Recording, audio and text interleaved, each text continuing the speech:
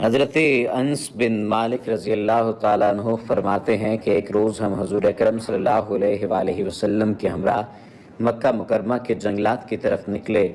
ہم تہامہ پہاڑوں کے ایک پہاڑ پر بیٹھے تھے کہ ایک بوڑھا شخص نمودار ہوا جو اپنی لاٹھی کے سہارے چل رہا تھا۔ اس نے حضور اکرم صلی اللہ علیہ وآلہ وسلم کو سلام کیا۔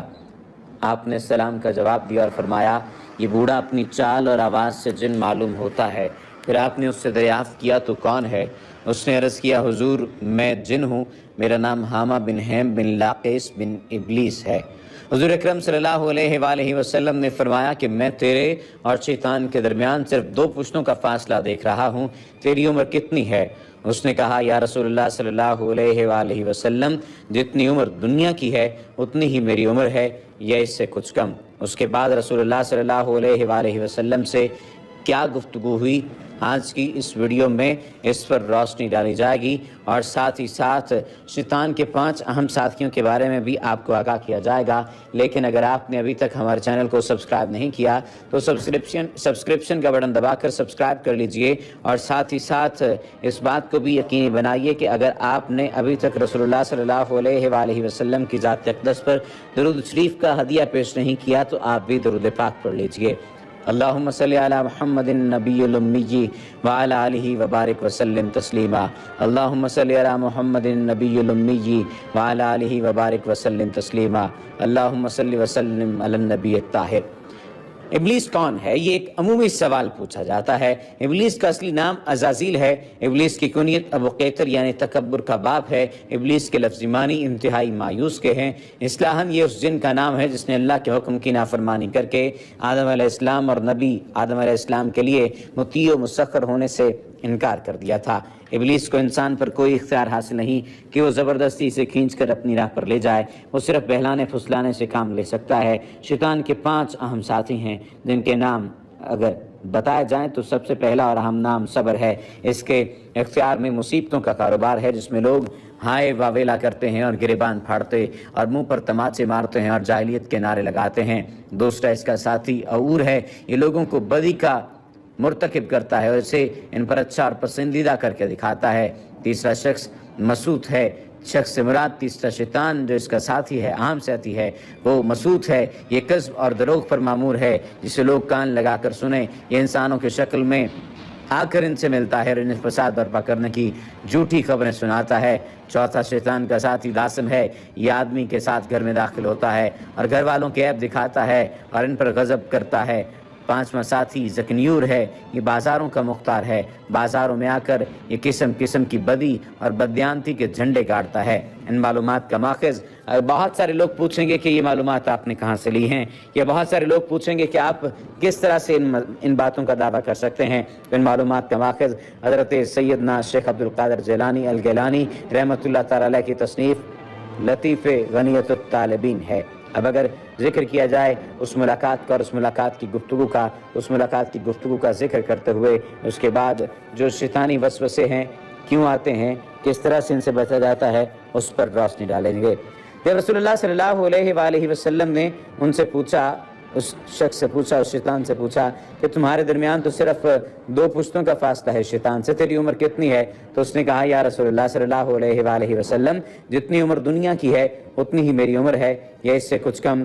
جن دنوں قابیل نے حابیل کو قتل کیا تھا اس وقت میری عمر چند برس کی تھی۔ میں پہاڑوں میں دوڑتا پھرتا تھا اور لوگوں کے دلوں میں وسوسے ڈال دیا کرتا تھا۔ حضور اکرم صلی اللہ علیہ وآلہ وسلم نے فرمایا، یہ تو بہت برا عمل تھا۔ اس دن نے حضور اکرم صلی اللہ علیہ وآلہ وسلم سے کہا، مجھے ملامت نہ فرمائیے کیونکہ میں ان لوگوں میں سے ہوں جو حضرت نوح علیہ السلام پر ایمان لائے تھے اور توبہ کر لی تھی اور دعوت دین کے کام میں ان کے ساتھ تعاون کیا تھا اور انہیں راضی کر لیا تھا۔ اس کے بعد وہ جن اتنا رویا کہ ہم بھی رونے لگے۔ اس جن نے کہا، اللہ کی قسم میں بہت شرمندہ ہوں اور میں اللہ کی پناہ مانگتا ہوں اس بات سے کہ میں کافر رہوں۔ جس میں نے حضرت ہود علیہ السلام سے ملاقات کی اور بعد میں ایمان لایا، اس طرح میں نے حضرت ابراہیم علیہ السلام سے بھی ملاقات ملاقات کی ہے، اور جس وقت حضرت ابراہیم علیہ السلام کو آگ میں ڈالا جا رہا تھا میں بھی ان کے ساتھ تھا، اور جب حضرت یوسف علیہ السلام کو کنویں میں ڈالا گیا تو میں بھی ان کے ساتھ تھا، اور حضرت یوسف علیہ السلام سے پہلے اس کنویں میں پہنچ گیا تھا۔ اسی طرح حضرت شعیب علیہ السلام اور حضرت موسیٰ علیہ السلام سے بھی میری ملاقات ہوئی ہے، تو انہوں نے مجھے تورات سکھائی تھی اور فرمایا تھا اگر تم عیسیٰ علیہ السلام سے ملاقات کرو تو ان کو میرا سلام کہنا۔ جب میری ملاقات حضرت عیسیٰ علیہ السلام سے ہوئی تو میں نے موسیٰ علیہ السلام کا سلام ان تک پہنچایا۔ حضرت عیسیٰ علیہ السلام سے ملاقات کے وقت انہوں نے مجھ سے فرمایا تھا کہ اگر تیری ملاقات محمد رسول اللہ صلی اللہ علیہ وآلہ وسلم سے ہو تو ان کی خدمت میں میرا سلام عرض کر دینا۔ چنانچہ میں اس امانت سے سبق دوش ہونے کے لیے آپ کی خدمت میں حاضر ہوا ہوں، اور حضرت عیسیٰ علیہ السلام کا سلام آپ کی خدمت میں پیش کرتا ہوں، اور آپ صلی اللہ علیہ وآلہ وسلم پر ایمان لاتا ہوں۔ حضور اکرم صلی اللہ علیہ وآلہ وسلم نے جب یہ پیغام سنا تو آپ کے آنسو آ گئے۔ آپ نے فرمایا عیسیٰ علیہ السلام پر سلام ہو، اور اے حامہ امانت پہنچانے کی وجہ سے تجھ پر بھی سلام ہو، تیری حاجت کیا ہے اے حامہ؟ اس دن نے عرض کیا کہ حضرت موسیٰ علیہ السلام نے مجھے تورات سکھائی تھی اور حضرت عیسیٰ علیہ السلام نے مجھے انجیل سکھائی تھی، بس آپ صلی اللہ علیہ وآلہ وسلم مجھے قرآن سکھا دیجئے۔ چنانچہ حضور نبی کریم صلی اللہ علیہ وآلہ وسلم نے اس دن کو قرآن مجید کی تعلیم فرمائی، اور اس کو سورہ واقعہ، سورہ مرسلات، سورہ سورہ یسالون، سورہ اذا الشمس کورت، معوذ اور قل هو اللہ احد سکھلائیں، اور فرمایا کہ اے حامہ جس وقت تمہیں کوئی حاجت ہو میرے پاس آ جانا اور ہم سے ملاقات نہ چھوڑنا۔ ایک روایت میں ہے کہ حضور اکرم صلی اللہ علیہ وآلہ وسلم نے اس دن کو صرف 10 صورتیں سکھائی تھیں۔ حضور اکرم صلی اللہ علیہ وآلہ وسلم اس دنیا سے پردہ فرما گئے، لیکن اس واقعے کے بعد حامہ کے بارے میں بھی پھر کچھ نہیں فرمایا۔ خدا جانے حامہ اب بھی زندہ ہے یا مر گیا۔ یہ حیات الحیوان میں کتاب میں درج ہے، اور حیات الحیوان سے اسے ماخذ کیا گیا ہے۔ اس کا ماخوذ یعنی اس پورے واقعے کا جو ماخذ ہے یہ حیات الحیوان نامی کتاب سے ماخذ ہے، اور 521 اور 522 نمبر صفحے پر یہ تمام تر واقعہ درج ہے۔ اگر ذکر کیا جائے وجود شیطان کا تو ابلیس اور شیطان ایک ہی شخصیت کی پہچان ہے۔ ابلیس کے اصل معنی نا امید اور دھوکہ دینے والا ہے، انتہائی مایوس اصطلاحاً اس جن کا نام ہے جس نے جسد ناری ہونا برتر سمجھا اور آدم کا جسد خاکی ہونا کم تر سمجھ کر آدم علیہ السلام کو ساری مخلوق سے بزرگ تر ماننے سے منکر ہو گیا، اور اطاعت الہی کا جو اپنے کندھوں سے اتار پھینکا۔ ابلیس کو آگ سے پیدا کیا گیا ہے، وہ فرشتوں میں سے نہیں جنات میں سے ہے۔ ارشاد ربانی ہے آپ نے مجھ کو آگ سے پیدا کیا ہے اور اس کو مٹی سے۔ یاد کرو جب ہم نے فرشتوں سے کہا کہ آدم کو سجدہ کرو تو انہوں نے سجدہ کیا، مگر ابلیس نے نہ کیا، وہ جنات میں سے تھا، اس لیے اپنے رب کے حکم کی اطاعت سے نکل گیا۔ فرشتہ تو پابند تقدیر ہے، اس کی فطرت میں اطاعت لکھی ہے، وہ بغاوت کر ہی نہیں سکتا، وہ اس اختیار مخلوق نہیں۔ فرمان الہی اللہ جو حکم بھی ان کو دے وہ اس کی نافرمانی نہیں کرتے، اور وہی کرتے ہیں جو ان کو حکم دیا جاتا ہے۔ اس کی فطری جبلت اطاعت الہی سے عبارت ہے۔ ہاں جن و انس صاحب اختیار مخلوق ہیں انہیں اللہ تعالیٰ نے آزادی سے نوازا ہے۔ آزادی میں شیطان اور انسان کا امتحان ہے کہ وہ شمع اطاعت کی طرف آتا ہے یا شعلہ بغاوت کی طرف۔ مذکورہ بالا آیات کی روشنی میں اس بات کی نفی ہو جاتی ہے جو عوام الناس کی ورد زبان ہو گئی ہے کہ ابلیس فرشتوں میں سے تھا، اور ایسا ویسا بھی نہیں بلکہ انتہائی قریب تر، مقرب، معلم الملکوت کے منصب پر فائز، بزرگ و برتر، سب سے اعلیٰ، سب سے بہتر، اللہ کا منظور نظر فرمان الہی ہے۔ تم دیکھو گے کہ اس حالت میں یہ ہر خیر سے مایوس ہیں۔ اصل میں لفظ مبلسون مستعمل ہوا ہے جس کا ترجمہ محض مایوس کرنے سے لفظ خود مایوس ہو کر تنگی دامہ کی شکایت کرتا نظر آتا ہے۔ حق تو یہ ہے کہ کہ لفظ ادا نہ ہوا۔ بلس اور ابلاس کے الفاظ معنی کے اعتبار سے بڑی وسعت کے حامل ہیں۔